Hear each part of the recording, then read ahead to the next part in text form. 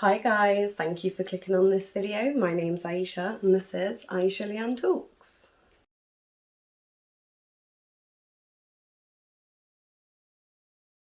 So today we are going to be talking about one of the most notorious paedophiles going, Mr. Gary Glitter. Gary Glitter was released from prison on the 3rd of February 2023 after serving only 8 years of his 16-year sentence that he received back in 2015 for sexually abusing children. Now, this was not the first time that Gary Glitter had been charged with abusing children. So I have gone and scoured the internet for as much information as I possibly can, and I have compiled it all into this video for you. So today we will be going over his crimes, his charges, and where he is now, and what him being released actually means. Gary, whose real name is Paul Francis Gadd, but for the sakes of this video we are just going to continue and call him Gary. He rose to fame back in the 70s and 80s, but his career came to a very abrupt halt back in 1999 when he was found with indecent images of children on his computer. And obviously because of this, his career took a huge hit, and from then on he wasn't really making much more music. This all came out because in 1997, Gary took his Toshiba laptop to a branch of PC World in Bristol, which ironically is actually where I live, where I have grown and been brought up my entire life. But when the technician was fixing his laptop, he found a lot of indecent images of children on his computer and then obviously rang the police. At the same time, he was also being accused of having sex with a 14-year-old girl that he was allegedly in a relationship with back in the 70s. On the 12th of November 1999 at Bristol Crown Court, Gary actually admitted to downloading more than 4,000 items of child pornography. For this, he was only actually sentenced to 4 months and made to sign the sex offenders register for life. But doing 4 months in England, you only do half of that as long as you are behaved behind bars, so he got out in 2 months. With regards to the having sex with the 14-year-old girl, that was thrown out of court because the girl had sold her story to News of the World and she stood to make a lot more money if Gary was found guilty. So obviously the courts are not going to like that, and it was thrown out of court. But yeah, so Gary only served two months behind bars and he was released in January year 2000. I deeply regret doing what I was sent to prison for. I've served my time.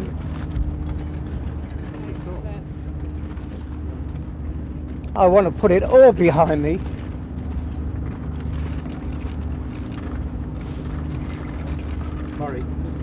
And live my life.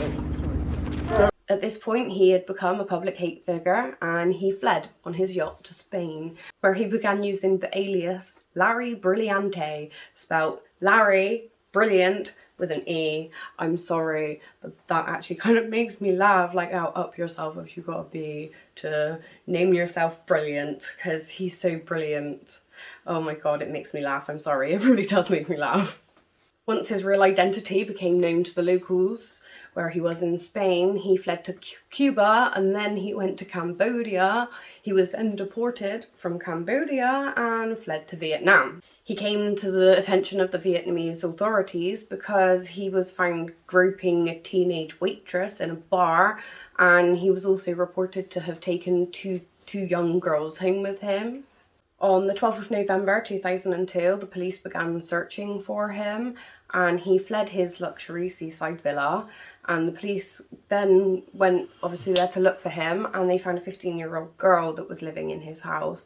They questioned this girl and at that point then the manhunt began. Gary was then arrested 8 days later on the 20th of November at the airport attempting to flee the country. 6 Vietnamese girls aged 11 to 23 have claimed that he had sex with them. He was then arrested and kept basically on remand. He was kept in custody throughout the entirety of the investigation. Now, at this point, Gary could have been facing death by firing squad, which I really wish that was kind of what happened, if I'm honest with you. He essentially bribed the families of the victims. He paid them compensation, an undisclosed amount. I couldn't find out how much it was, but it was said to be in the millions. So he paid the families compensation so that they would go and appeal for him to get clemency so that he didn't get the death penalty, basically.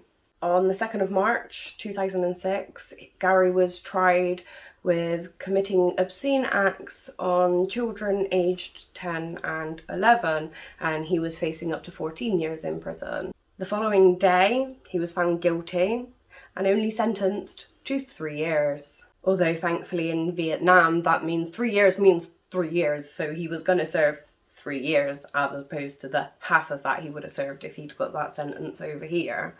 But this also included a mandatory deportation, so at the end of his sentence, he was going to be deported straight back home again.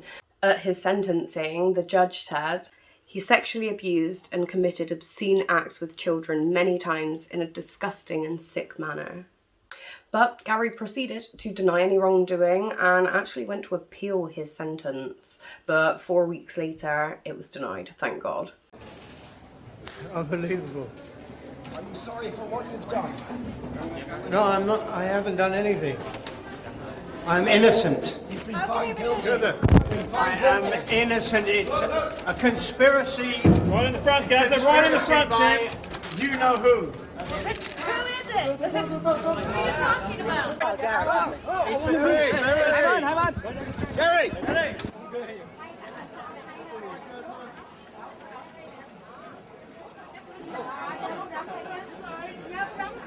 Gary served his sentence in a shared cell with 8 other inmates, but he was exempt from doing hard labour because of his age. In 2007, he was suffering with high blood pressure and he was put onto medication and told to stop buying beer from the prison canteen.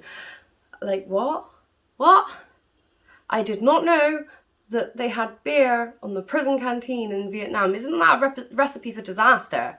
Like, who, why, what? Are you stupid? Okay then.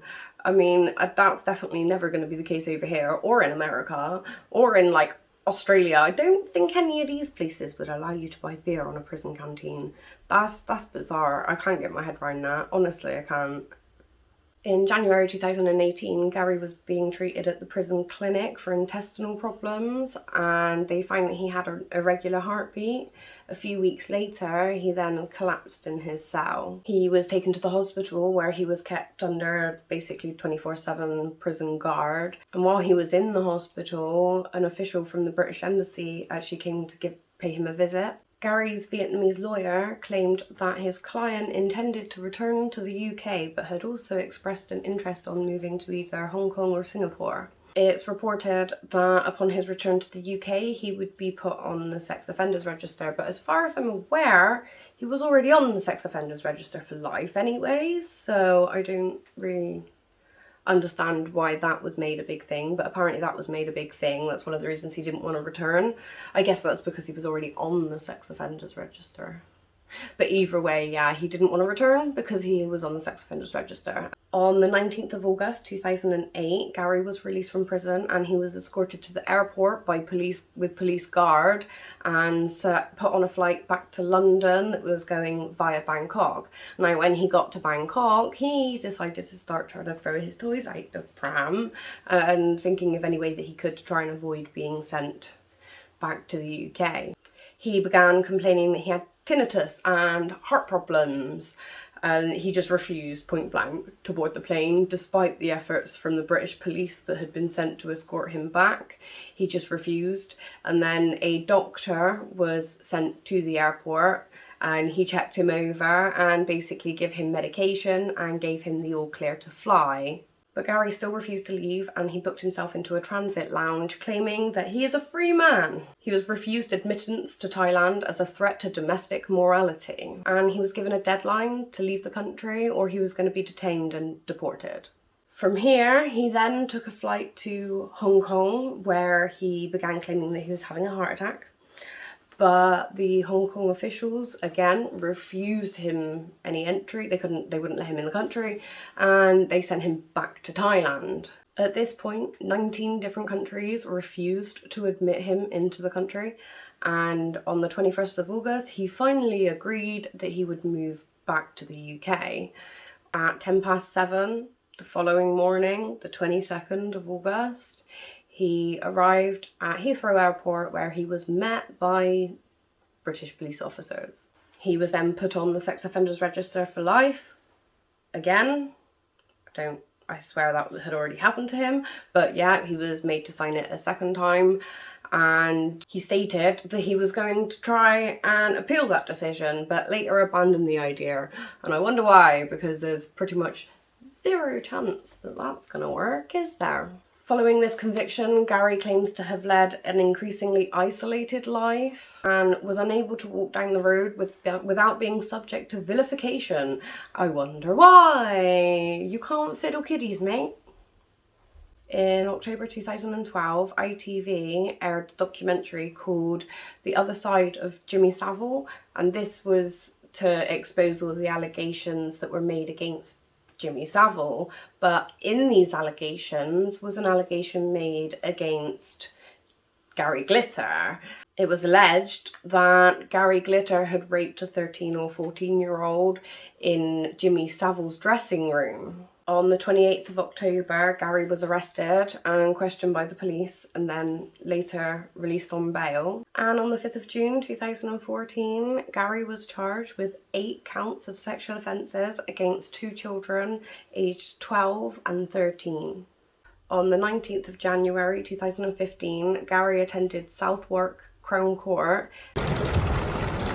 Gary! Gary! Gary!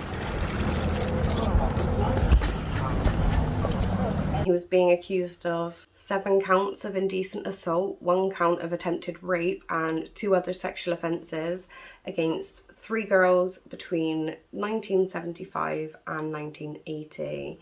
He was accused of assaulting 2 of the girls after inviting them backstage to his dressing room, which I think was actually Jimmy Savile's dressing room. And the other one was a 10-year-old girl who he had climbed into bed with, which is... how did that even happen? I'm sorry, but how did that happen? I couldn't actually find out any more details about it, but ew. The trial lasted 2.5 weeks, and then on the 5th of February 2015, he was convicted of 1 count of attempted rape, 4 counts of indecent assault, and 1 count of having sex with a child under the age of 13. He was acquitted of 3 other charges. He was then remanded into custody to wait for his sentencing. Then 22 days later, on the 27th of February, he was then sentenced to 16 years. During his sentencing, Judge Alistair McCreath said, "It was clear Gary's victims were all profoundly affected by his abuse. You did all of them real, lasting damage, and you did so with no other reason than to obtain sexual gratification for yourself of a wholly improper kind." The judge then explained how he assessed the seriousness of the crime by today's standards, but he was limited to the maximum sentences that were available at the time of the crime, when apparently it was a wholly different climate back then, and it wasn't so badly frowned upon, apparently. The modern equivalent would have basically been the rape of a child under the age of 13, and he would have been given a life sentence. But because the crime was committed so long ago, when things were a little bit different, he was not permitted to actually give him a life sentence. The judge actually said, "The offences for which I must pass sentence today took place many years ago at a time where, in particular, in respect to one of them, was considerably lower than that which is available today." In May of 2015, Gary tried to appeal his sentence, which was later denied, obviously, because what he did was unforgivable. From 2015 to 2018, he was held in HMP Albany, and then he was transferred to HMV Verne, which is a lower security prison. Then, on the 3rd of February 2023, he was released on licence. In the UK, we have this stupid rule that if you are well behaved and you don't get into any trouble behind bars, you only have to serve half of your sentence. So at 8 years, he was automatically released. Upon release, he was given 3 days to register with his local police station, and he has to run any travel plans or anything by the probation people. He's also been put on a GPS tracker. He's got a tag. He has to stay at a bail hostel. He has to be in by a certain time. He'll have a whole host of bail conditions, and if he even stays out a night or he gets arrested for anything, you know, even if he steals a lollipop, I don't know, anything, he will be straight back in prison and he will have to serve the rest of his time. Upon his release, the Ministry of Justice said that freed sex offenders are monitored by the police and probationary services and may be jailed again if they breach any of their strict conditions. So if he puts one toe out of line, he will be sent back to prison. He also now faces compensation claims from the Vietnamese women that he raped back in whenever it was, the 70s, 80s. But the entire time that he has been in prison, he has still been collecting royalties from his music.